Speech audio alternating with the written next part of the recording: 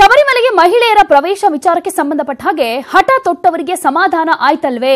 Doctor Veerendra Hegde ಪರೋಕ್ಷವಾಗಿ ಅಸಮಾಧಾನವನ್ನ ಹೊರಹಾಕ್ತಾ ಇದ್ದಾರೆ.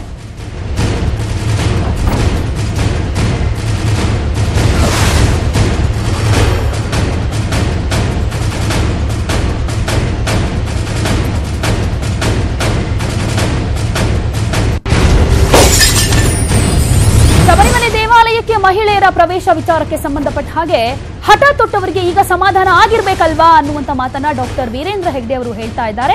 ಎಲ್ಲ ಒಂದ್ ಕಡೆ ಅವರು ಪರೋಕ್ಷವಾದಂತಹ ಅಸಮಾಧಾನವನ್ನ ಈ ಮೂಲಕ ಹೊರಹಾಕ್ತಾ ಇದ್ದಾರೆ. ಕ್ಷೇತ್ರದ ಆಚಾರ ಸಂಪ್ರದಾಯ ಪಾಲನೆ ಬಹು ಮುಖ್ಯವಾಗಿರುತ್ತೆ. ಆದರೆ ಬ್ರಹ್ಮಚರ್ಯ ವ್ರತಾಚರಣೆಯನ್ನ ಮಾಡಿ ಕೆಲವರು ಕ್ಷೇತ್ರಕ್ಕೆ ತೆರಳ್ತಾರೆ. ಈಗೆಲ್ಲ ಬೆಳಿಗ್ಗೆ ಮಾಲೆ ಹಾಕಿ ಮಧ್ಯಾಹ್ನ ಸನ್ನಿಧಾನಕ್ಕೆ ಹೋಗುವಂತ ಪರಿಸ್ಥಿತಿ ನಿರ್ಮಾಣ ಆಗಿದೆ. ಕೆಲವೊಂದು ಅಸಮಾಧಾನವನ್ನ ಇಲ್ಲಿ ವೀರೇಂದ್ರ ಹೆಗ್ಡೆ ಅವರು ಹೊರಹಾಕ್ತಾ ಇದ್ದಾರೆ. ಇಂತಹ ಅಪಚಾರಗಳು ಆಗ್ತಾ ಇದೆ ಅನ್ನುವಂತ ಮಾತನ್ನ ಕೂಡ ಅವರು ಹೇಳಿದ್ದಾರೆ. ಬೇಡ ಅಂತಂದರೆ ನಮ್ಮ ಪ್ರಕಾರ ಸಂಪ್ರದಾಯ ರಕ್ಷಣೆ ಆಗಬೇಕು ಅಂಥೇಳಿ. ಯಾಕೆ ಹೋಗಬಾರ್ದು ಅಂತ ನಾವು ವಿಮರ್ಶೆ ಮಾಡಿದರೆ ಅದರಲ್ಲಿ ಆಚಾರ ವಿಚಾರ ಸಂಯಮ ಅಂತಿದೆ. ಸಂಯಮ ಅಂತಂದರೆ ಅಲ್ಲಿ ಹೋಗುವವರು ಕೆಲವು 48 ದಿವಸ ವ್ರತಗಳನ್ನೆಲ್ಲ ಮಾಡಿ ಹೋಗಬೇಕು ಅಂತಿದೆ. ಈಗಿನ ಕಾಲದಲ್ಲಿ ಏನಿಲ್ಲ, ಈ ಬೆಳಿಗ್ಗೆ ಹಾಕ್ತಾರೆ ಮಧ್ಯಾಹ್ನ ಹೋಗ್ತಾರೆ. ಅಂಥದ್ರಲ್ಲಿ ಆ ನಿಯಮಗಳನ್ನು ಮಾಡಿಸಲಿಕ್ಕೆ ಕಷ್ಟ ಆಗುತ್ತೆ. ಇಲ್ಲದ್ರೆ ಮುಖ್ಯ ಉದ್ದೇಶ ಇದ್ದದ್ದೇ ಸಂಯಮ ಅದರಲ್ಲಿ.